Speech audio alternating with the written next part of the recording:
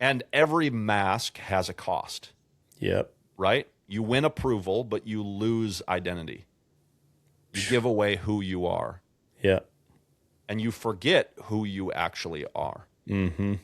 So the question we'd ask you here is, what mask or masks have you been wearing the longest? Where do they emerge? What environments draw them out? Maybe it's in your marriage relationship or with your girlfriend. Maybe it's with your buddies and your guys that you just find yourself, you get around the buddies and all of a sudden you become this caricature, right? What are those masks that you find yourself putting on? Yeah. There are some core fears that drive the nice guy. The fear of abandonment. If I'm not good, they'll leave. Fear of conflict. If I speak up, everything will explode. Yeah. Fear of rejection. If I'm honest, I'll be judged. Yeah. These fears are major drivers in young adult or adulthood, and they destroy things. This is usually the time of our lives where we find ourselves up against it, right?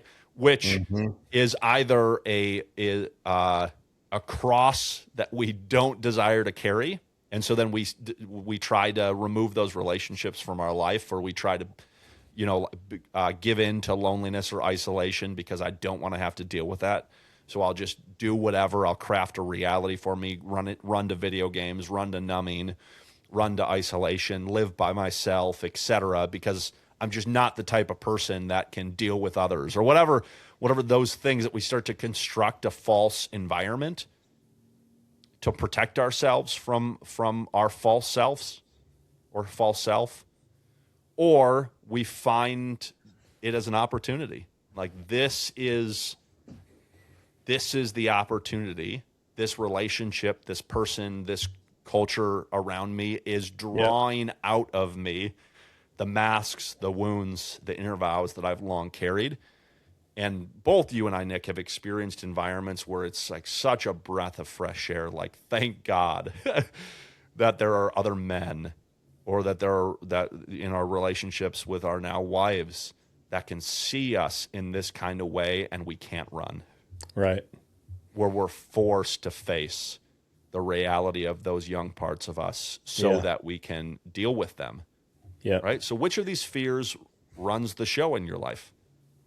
Which of these fears runs the show in your life? Nick, you talked about approval being an incredibly important driver or motivation for the nice guy. I want you to add on anything that I just laid out in those two earlier things, but also talk about the role that approval plays or motivates us to develop these false identities. Yeah.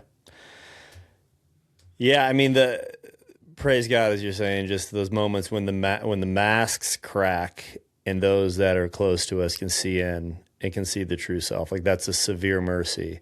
And I just think so often, especially in the church, but not even in the church, just in education, in the world, like the nice guy is reinforced because the nice guy is approved of. People like the yes guy. People like the guy that says yes to them. And oftentimes the nice guy, no is not in his vocabulary. And so the masks, one, they work, right? They work to get approval, for people to like them. And we say this a lot of times too. Like, drugs work. Behavioral drugs, porn and masturbation works. Otherwise, we wouldn't do it. Right. The nice guy works. It gets you in some capacities, but it just undermines, because it's not you. People aren't loving the real you. People aren't seeing the real you. So this false self is being elevated. These masks are being celebrated, and which is why it's so deceptive. But undergirding all of this, which is why I love we're talking about it, is just this guy crying out for somebody to actually see me. And so, the fears that are driving, I love what you highlighted, this fear of abandonment, fear of conflict, fear of rejection. And so much of these things are a fruit of, we especially with rejection.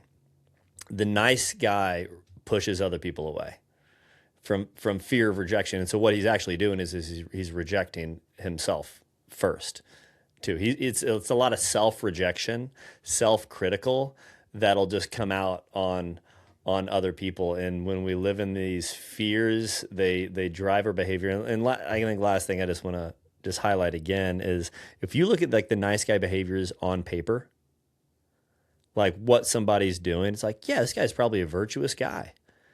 He's serving all the ways he should be serving. He's, working, the hours he's supposed to be working. He's caring for his family. I mean, at least on the surface, but inside, and hopefully if you're listening to this, you're like, oh shit, that's me.